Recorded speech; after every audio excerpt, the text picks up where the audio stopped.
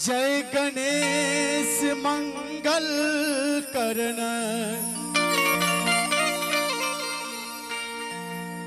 विघ्न हरो गणराज एक दंत करी बदना सिद्धि करो काज।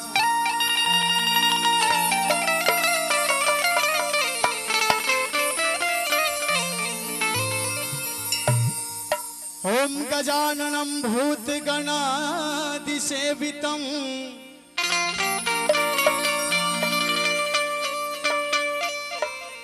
कपीथ जम्बू फलचार भक्षणम्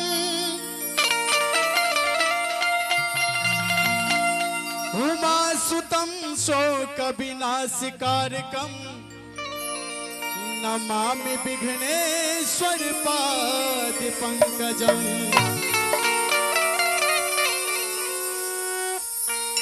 ओम जयंती मंगला काली भद्रकाली कपालिनी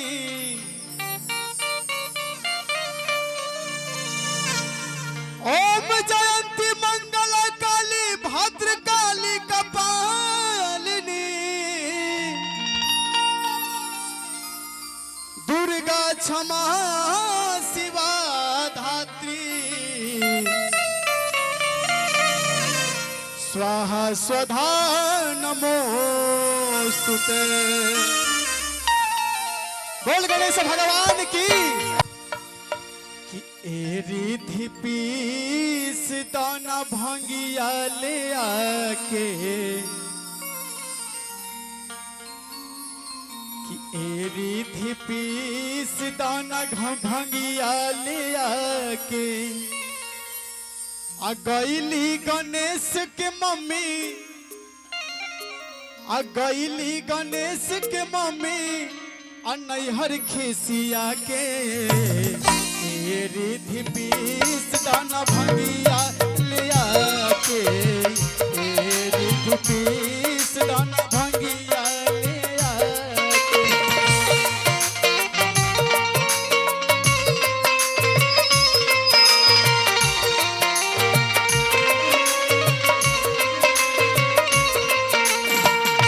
गईली गणेश के मम्मी गईली गणेश के मम्मी नैहर खिसिया के रिधि पीस दाना भंगिया ले आके रिधि पीस दाना भंगिया ले आके।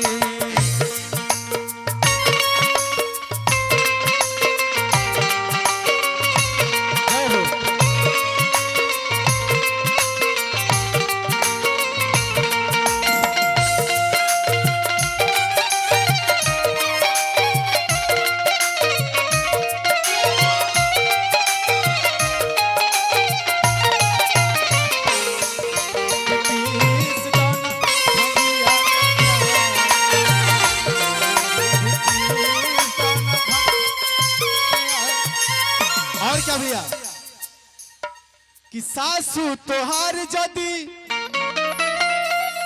घरवा में रहीती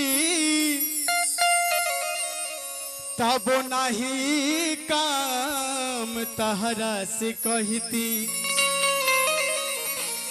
कि सासू तोहार जदी घरवा में रहीती तब नहीं काम तहरा से कहती।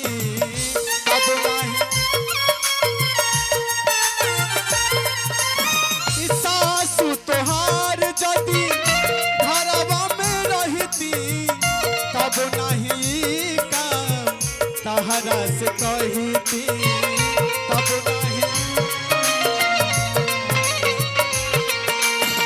और क्या पानी लाचारिये से कहता निरा के रिधि पीस दाना भंगिया ले आके रिधि पीस दाना भंगिया ले आके। गईली गणेश के मम्मी नैहर खिसिया के रिधि पीस दाना भंगिया ले आके रिधि पीस दाना भंगिया ले आके।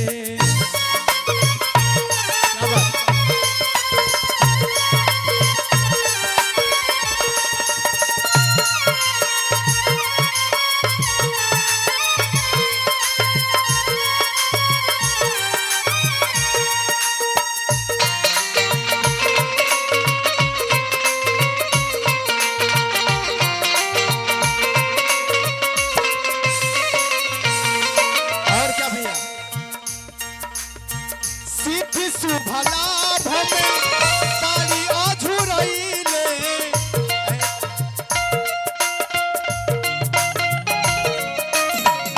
सिद्धि शुभ लाभ में बाड़ी अझुरइले ऐसे ही ध्यान मोरा मनवा में आइले।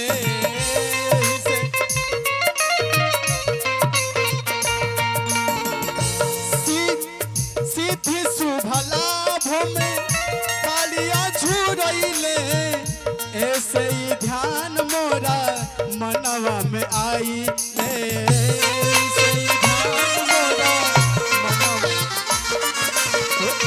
ऐसे ही ध्यान मोरा मनवा में आइले।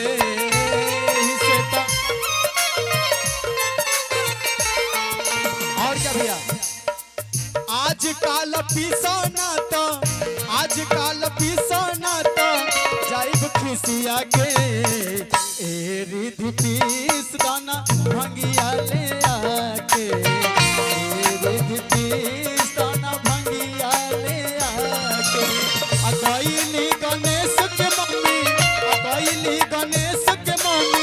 नैहर खिसिया के रिधि पीस दाना भंगिया ले आके रिधि पीस दाना भंगिया ले आके। पर जोरदार तालियां हो जाए। बोलिए कैली गणेश के मम्मी नैहर खिसिया के रिधि पीस दाना भंगिया ले आके रिधि पीस दाना भंगिया ले आके रिधि पीस दाना भंगिया ले आके रिधि पीस दाना भंगिया ले आके। आप सबको इसका गणेश वंदना अच्छा लगा तो